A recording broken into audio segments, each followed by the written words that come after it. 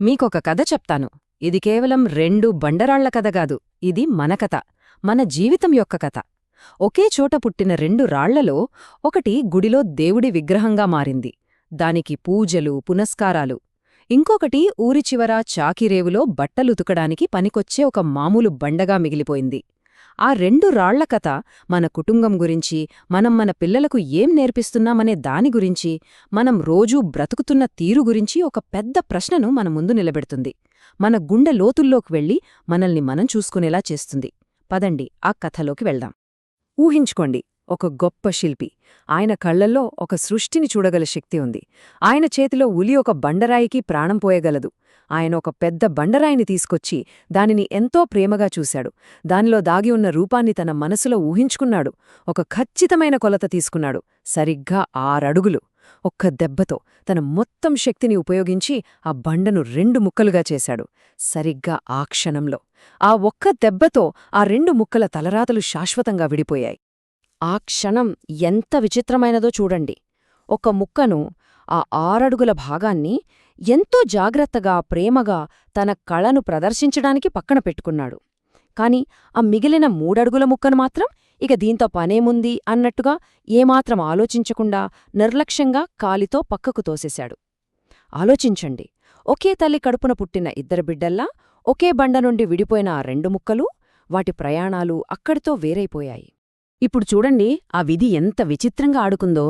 శిల్పి ఎంతో ప్రేమగా, ఓపికగా నెలల తరబడి చెక్కిన ఆ 6 అడుగుల బండ వేలాది మంది ప్రజలు వచ్చి మోకరిల్లే ఒక దేవుడి విగ్రహంగా మారి గుడి గర్భగుడిలో వెలిగిపోయింది. దానికి రోజూ పాలాభిషేకాలు, పట్టు వస్త్రాలు, సుగంధ పరిమళాలు, వేదమంత్రాలు. మరి ఆ రోజు నిర్లక్ష్యంగా పక్కకు తోసేసిన ఆ 3 అడుగుల ముక్కేమైంది? అది ఊరి చివర ఉన్న చాకిరేవుకు చేరింది. రోజూ వందలాది మురికిబట్టల దెబ్బలు తింటూ, సబ్బునూరగలో, మురికినీటిలో తడుస్తూ ఇతరుల మురికిని శుభ్రం చేసే ఒక సాధారణ బండగా మారింది. ఇప్పుడు అసలైన ప్రశ్న మన ముందుకొచ్చింది. ఈ 2 బండల్లో మన జీవితం ఏది? మనం గుడిలో అందంగా అలంకరించుకుని, నలుగురూ చూసి ఆహా ఓహో అనాలని కేవలం ప్రదర్శన కోసం బ్రతుకుతున్న విగ్రహంలా ఉన్నామా? లేక మన కుటుంబం కోసం, మన పిల్లల భవిష్యత్తు కోసం, వాళ్ల జీవితాల్లోని కష్టాలను, మురికిని శుభ్రం చేయడానికి రోజూ ఎన్ని దెబ్బలైనా భరిస్తూ ఉపయోగపడే ఆ చాకిరేవు బండలా ఉన్నామా? ఈ ప్రశ్న తేలికైనది కాదు. దీనికి సమాధానం చెప్పాలంటే చాలా ధైర్యం కావాలి. ఇది మనల్ని మనమే అద్దంలో చూసుకునేలా చేస్తుంది. ఈ కథలోని అసలైన లోతులోకి వెళ్లే ముందు మనం మన గురించి, మన మనస్సు గురించి ఒక్కసారి మాట్లాడుకుందాం. ఎందుకంటే మనం రోజూ బయట ప్రపంచంతో చేసే యుద్ధం కన్నా మన లోపల మనతో మనం చేసే యుద్ధమే చాలా పెద్దది. ఆ యుద్ధం ఎవ్వరికీ కనిపించదు. ఆ గాయాలు ఎవ్వరికీ చెప్పుకోలేం. ఈ 2 బండరాళ్ల కథ మన అంతరంగానికి అద్దం పడుతుంది. ఎలాగో చూద్దాం. ఈ తేడాను ఒక్కాస్త జాగ్రత్తగా గమనిద్దాం. ఒకవైపు గుడి ఉంది. అక్కడికి కంపు కంపు మనసులతో వస్తారు. మనసు నిండా అసూయ, ద్వేషం, స్వార్థపూరిత కోరికలు పెట్టుకుని దేవుడు ముందు నిలబడి ఎంతో భక్తిగా నటిస్తూ తమకు కూడా అర్థం కాని స్తోత్రాలు చదువుతారు. నాకు అది కావాలి, నాకు ఇది కావాలి అని కోరికల చిట్టా విప్పి దండం పెట్టుకుని మళ్లీ అవే మురికి మనసులతో, అవే కుళ్ళు ఆలోచనలతో ఇంటికి వెళ్ళిపోతారు. వచ్చినప్పుడు ఎలా ఉన్నారో వెళ్ళేటప్పుడు కూడా అలాగే ఉంటారు. ఏ మార్పు ఉండదు. మరోవైపు చాకిరేవు చూడండి. అక్కడికి మురికి, మరకల బట్టలు వస్తాయి. ఆ బండమీద వాటిని బాది ఉతికినప్పుడు ఇస్సు ఇస్సుమ్మని శబ్దాలొస్తాయి. అది నొప్పి, అది కష్టం. ఆ దెబ్బలకు ఆ బట్టలు నలిగిపోతాయి. కానీ ఆ కష్టం తర్వాత, ఆ నొప్పి తర్వాత వెళ్లేటప్పుడు ఆ బట్టలు తెల్లగా, శుభ్రంగా, సువాసనతో తిరిగి వెళ్తాయి. అక్కడ నిజమైన మార్పు, నిజమైన శుభ్రత జరుగుతుంది. ఇప్పుడు మనల్ని మనం ఒక నిజాయితీగల ప్రశ్న వేసుకుందాం. మన ఆలోచనలు, మన ప్రవర్తన ఎలా ఉన్నాయి? కేవలం బయట ప్రపంచానికి కనిపించడం కోసం చేసే పూజలా? నలుగురిలో మంచివాళ్లమనిపించుకోవడానికే చేసే నటనలా ఉన్నాయా? లేక రోజూ మనలోని తప్పుల్ని మనం ఒప్పుకుంటూ, మనల్ని మనం ప్రశ్నించుకుంటూ, ఆత్మవిమర్శ అనే బండమీద మనల్ని మనం బాదుకుంటూ, ఆ కష్టాన్ని భరిస్తూ మన మనసులోని మురికిని శుభ్రం చేసుకుంటున్నామా? మన ప్రార్థనల వల్ల మన మనసులో నిజంగా మార్పొస్తోందా?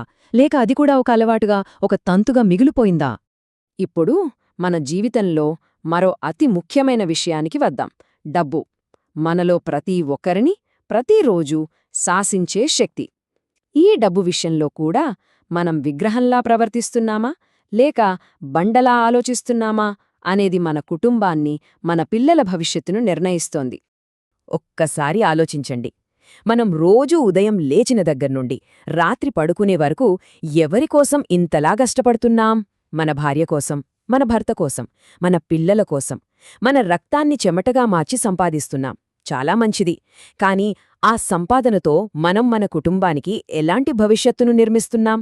నలుగురికి చూపించుకోవడానికి, గొప్పలు చెప్పుకోవడానికి ఒక అందమైన బంగారు విగ్రహాన్నా?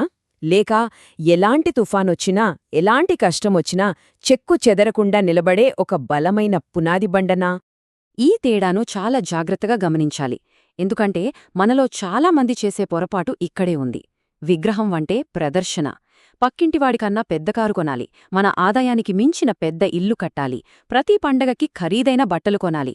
ఇవన్నీ అప్పులు చేసి కొన్న బంగారు విగ్రహాలు. ఇవి ఇచ్చే గౌరవం కేవలం తాత్కాలికం. ఒక నెల వాయిదా కట్టలేకపోతే ఆ గౌరవం మొత్తం మట్టిలో కలిసిపోతుంది. రాత్రులు నిద్రపట్టదు. మరోవైపు బండ అంటే భద్రత. మన పిల్లల చదువు కోసం చేసే పొదుపు, అనుకోని ఆరోగ్య సమస్యలు వస్తే ఆదుకునే డబ్బు, ఒకవేళ మనం లేకపోయినా మన కుటుంబాన్ని రోడ్డున పడకుండా చూసే భీమా. ఇది ఎవరికీ కనిపించదు, దీని గురించి ఎవరూ గొప్పగా చెప్పుకోరు. కాని ఇదిచ్చే ధైర్యం, ఇదిచ్చే ప్రశాంతత శాశ్వతం. రాత్రుళ్ళు నెమ్మదిగా నిద్రపోగలం. ఒక తల్లిగా, ఒక తండ్రిగా ఒక క్షణం మన గుండెల మీద చేయి వేసుకుని ఆలోచిద్దాం. మనం మన పిల్లలకు వారసత్వంగా ఏమిస్తున్నాం? మనం కళ్ళు మూశాక వాళ్లు జీవితాంతం తీర్చలేక మోయాల్సిన అప్పులనే అందమైన విగ్రహాన్నా? లేక వాళ్ల జీవితానికి, వాళ్ల కలలకు, వాళ్ల భవిష్యత్తుకు పునాదిగా నిలిచే భద్రతానే బండనా? ఇది మనం ఈరోజే తేల్చుకోవాల్సిన అతిపెద్ద బాధ్యత. ఆ కథలో శిల్పి బయటనించొచ్చాడు, బండను చెక్కాడు. కాని మన జీవితంలో మనల్ని చెక్కే శిల్పి ఎవరో కాదు, మనవే. మన ప్రతిరోజూ అలవాట్లే ఆ శిల్పి. ఆ అలవాట్లే మనల్ని దేవుడి విగ్రహంగానో లేక ఉపయోగపడే బండగానో మారుస్తాయి. ఇది ఒక గొలుసుకట్టులాంటిది. దీనిని మనం ఆపలేం. మనం ప్రతిరోజూ చేసే చిన్న చిన్న పనులే మన అలవాట్లుగా మారతాయి. మనమింటికి రాగానే అలసిపోయి ఫోన్లో మునిగిపోతున్నామా? లేక కాసేపు పిల్లలతో వాళ్ల కబుర్లు వింటున్నామా? మనకు కోపం వచ్చినప్పుడు వస్తువులు విసిరేస్తున్నామా? లేక ఓపికగా సమాధానం చెప్తున్నామా? గుర్తుంచుకోండి, మన పిల్లలు మనల్ని ఒక కెమెరాలా నిరంతరం రికార్డ్ చేస్తూనే ఉంటారు. వాళ్లకు మనం చెప్పే నీతిపాఠాల కన్నా వాళ్లు మన కళ్లతో చూసే మన పనులే ఎక్కువ నేర్పిస్తాయి. మన అలవాట్లే రేపటివారి భవిష్యత్తుకు మనం వేసే పునాదిరాళ్లు. ఒక్క క్షణం మనసు పెట్టి ఆలోచిద్దాం. మన పిల్లల దృష్టిలో మనమెలా కనిపిస్తున్నాం? బయటకు అందంగా, అలంకారంగా, ఖరీదైన బట్టలతో దర్జాగా కనిపించడం ముఖ్యమని వాళ్లు మనల్ని చూసి నేర్చుకుంటున్నారా? లేక కుటుంబానికి కష్టమొచ్చినప్పుడు, చుట్టూ ఉన్నవాళ్లకు అవసరమైనప్పుడు ఒక బండలా ధైర్యంగా నిలబడటం ముఖ్యమని నేర్చుకుంటున్నారా? మనం వాళ్లకొక అందమైన ప్రదర్శనా వస్తువును చూపిస్తున్నామా? లేక ఒక బలమైన ఆయుధాన్ని అందిస్తున్నామా? ఆ కథలోనే ఈ వాక్యం మళ్లీ గుర్తు తెచ్చుకుందాం. శుభ్రపడడం కోసం, పవిత్రంగా మారడం కోసం ప్రతి బట్ట ఆ బండ దెబ్బల్ని భరించాల్సిందే. అలాగే మన జీవితంలో క్రమశిక్షణ, మంచి అలవాట్లు అనేవి మొదట్లో కష్టంగానే ఉంటాయి. తెల్లవారుజామునే లేవడం, వ్యాయామం చేయడం, అనవసరపు ఖర్చులు తగ్గించుకోవడం, మనకు ఇష్టం లేని పనిని కూడా బాధ్యతగా పూర్తి చేయడం, ఇవన్నీ ఆ బండ దెబ్బల్లాంటివే. కాని ఆ దెబ్బలే మనల్ని, మన కుటుంబాన్ని పవిత్రంగా, బలంగా మారుస్తాయి. ఇవన్నీ మాట్లాడుకున్నాక మనం మళ్ళీ మన మొదటి ప్రశ్నకొద్దాం. ఈ కథలో, ఈ జీవితంలో ఇంతకీ ఎవరు గొప్ప? ఎవరు నిజమైన దేవుడు? గుడిలో ఉన్న ఆ అందమైన విగ్రహమా? లేక రేవులో ఉన్న ఆ మురికి బండనా?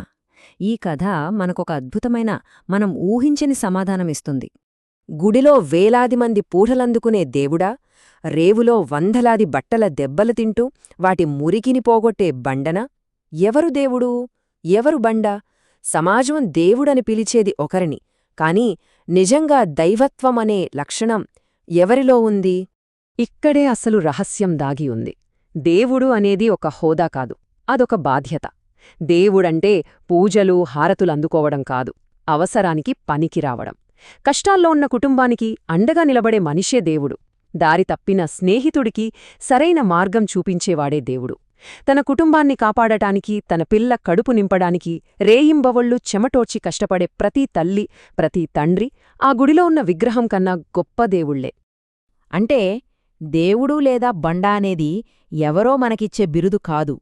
అది మనం ప్రతిరోజూ, ప్రతి క్షణం మన ఆలోచనలతో, మన పనులతో, మన మనస్సుతో తీసుకునే ఒక నిర్ణయం. నేను నలుగురికి అందంగా కనిపించడం కోసం బ్రతకాలా, లేక నా వాళ్లకు అండగా, అవసరానికి పనికి వచ్చేలా బ్రతకాలా అని మనం తీసుకునే నిర్ణయమే మనల్ని దేవుడుగానో, బండగానో నిలబెడుతుంది. ఇప్పుడు ఈ ప్రశ్న మనలో ప్రతి ఒక్కరికీ వర్తిస్తుంది. మన జీవితం అనే కథలో ఈ రోజు నుండి మనం ఏ పాత్ర పోషించబోతున్నాం? అందంగా అలంకరించబడిన, కేవలం ప్రదర్శనకే పరిమితమైన విగ్రహం పాత్రనా? లేక తనవాళ్ల కోసం, తన కుటుంబం కోసం, సమాజం కోసం ఎన్ని దెబ్బలైనా తినడానికి సిద్ధపడే ఆ బండ పాత్రనా? మన కథలో, మన ఇంటి కథలో నిజమైన దేవుడు ఎవరు? ఆ పాత్రను పోషించాల్సిన బాధ్యత ఎవరిది? చివరిగా ఒక్క మాట. మన జీవితంలో మనం గుర్తుంచుకోవలసిన అతి ముఖ్యమైన సత్యం ఇదే. వజ్రాలతో, బంగారంతో అలంకరించిన చెట్టులా అందంగా కనిపించడం కాదు, కాయలతో, పండ్లతో, నీడతో అవసరానికి పనికివచ్చే చెట్టులా ఉండటమే గొప్పతనం. మనం ఎంత అందంగా కనిపిస్తున్నాం, మన దగ్గర ఏమున్నాయని చూపించుకోవడం కాదు గొప్పతనం. మనం ఎంతమందికి అవసరానికి పనికొస్తున్నాం, మనమీద ఆధారపడిన వారికి మనం ఎంత భరోసాగా నిలబడుతున్నాం అనేదే నిజమైన గొప్పతనం. అదే నిజమైన దైవత్వం. ఆలోచించండి.